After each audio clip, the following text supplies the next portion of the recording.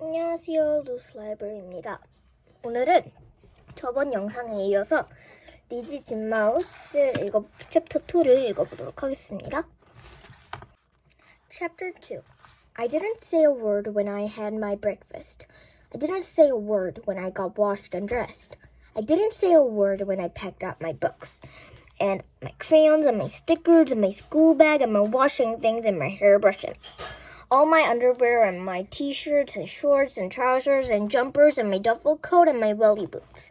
I didn't even say a word when Mom threw my old cozy dressing gown and last year's party dress, my school uniform in the rubbish bin. Mom said my dressing gown was all stained and my party dress was so small it showed my knickers, and I'd be going to a new school after summer holidays with a different uniform. I felt stained and small and different. In the car was Sam and Rory and Jake. They came to fetch us and help us with our luggage. It's going to be a lovely living in a house instead of that crummy little flat, said Mom. Won't it be great to have a garden, Lizzie? You can play football with Rory. Well, I usually play football with the boys next door, said Rory. But I suppose Lizzie can join in if she wants. I didn't want, but I didn't say anything. You like to swing, Lizzie, said Mom. Imagine having your own swing. But it's my swing, said Jake. But you won't mind sharing it with Lizzie, will you, said Sam. Jake looked as if he minded a lot. I didn't want to go on a silly old swing anyway, but I didn't say anything. I don't have to share my bedroom with Lizzie, do I? Jake asked suspiciously. Because there's no room. Not with all my beanie babies in their special beds. They weren't real beds. Jake had 13 shoe boxes with paper tissues for bed covers. Mom acted like she thought this was sweet. I thought it was stupid, but I didn't say anything.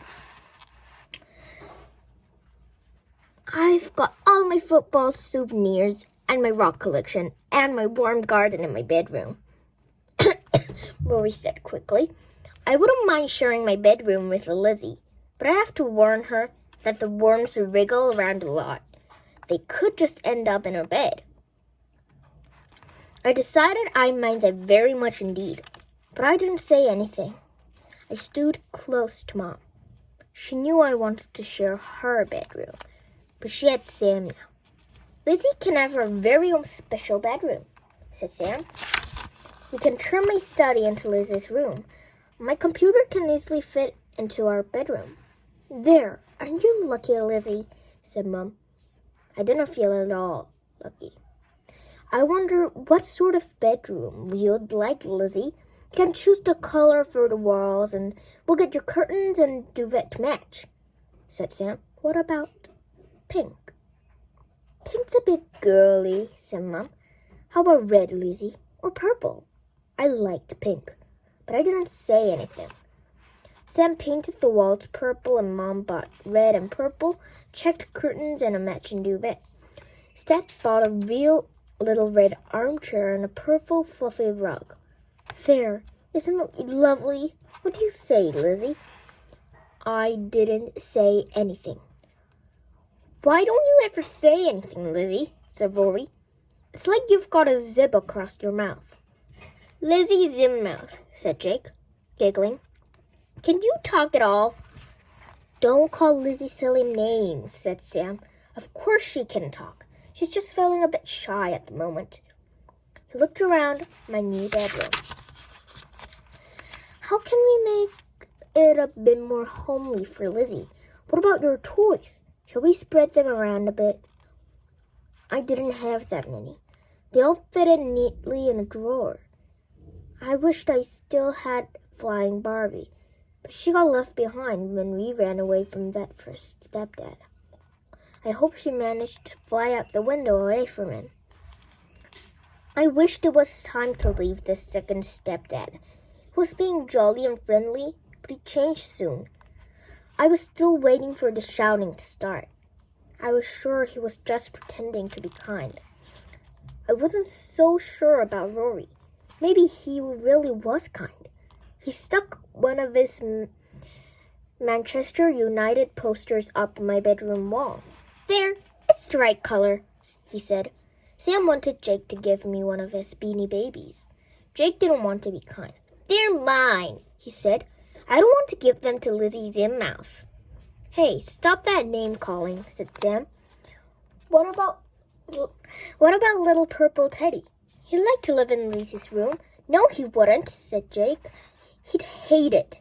I hate it in my room, too. All that bright red and purple hurt my eyes.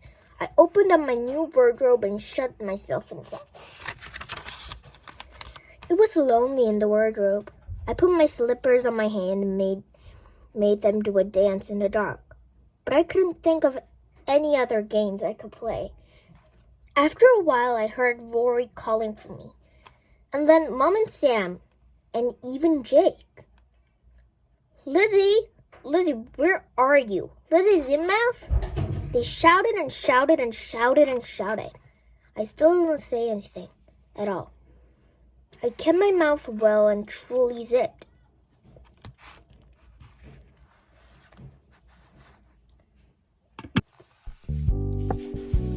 산골의 봄. 몇 개인지 세어보지 않았지만 굽이굽이 계곡길 따라가다 보면 산을 병풍 삼은 마을이 있다.